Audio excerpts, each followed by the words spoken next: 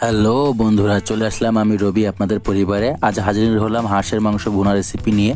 So চলো যাই, ফার্স্টে কাঁচামরিচ কেটে নেব, পেঁয়াজ কুচি করে নেব, দেন যেহেতু নতুন আলু সো ঝামেলা ছাড়াই কেটে নেব। হাঁসের পশমটা একটু পুড়িয়ে নেব। पंछी बनूं उड़ती फिरूं मस्त गगन में आज मैं आज। এবার মাসুম ভাই হাঁসের মাংসগুলো পিস পিস করে কেটে নিল, দেন পরিষ্কার করে মাংসটা ধুয়ে নিতে হবে। এবার চলে যাব কড়াইয়ে, সয়াবিন তেল এবং সরিষার তেল একই সাথে নিয়ে নিব, যাতে করে স্বাদটা খুব সুন্দর হয়। দেন দিব কিছু পেঁয়াজ কুচি এবং পরিমাণ মতো লবণ। এবার মিশ্রণটি সুন্দর করে মৃদু আঁচে ভেজে নিব।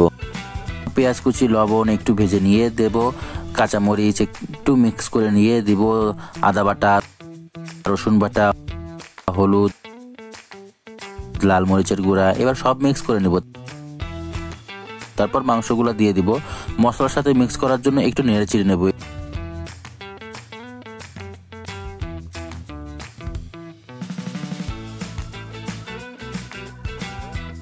একটু ওয়েট করব পানি ছাড়ার জন্য। সুন্দর করে কষানোর পর পরিমাণ মতো পানি দিয়ে দিব। এর ফাঁকে চট করে আমি একটু সকালে নাস্তাটা সেরে নিব। আপনারা দেখছেন পানিতে ব্লক উঠেছে। এভাবে রান্নার শেষে একটু জিরা ভেজে সেটা গুঁড়া করে দিব, খানিকটা রেখে দিলাম পরের জন্য, আর বাকিটা সুন্দর করে মাংসের উপর ছিটিয়ে দেবো। এরই মাঝে খাবার জন্য মাসুম ভাই প্লেটগুলো ধুয়ে নিল। এবার দেখুন কত সুন্দর একটা কালার আসছে, খেতেও হবে খুব tasty. Thank you so much for watching.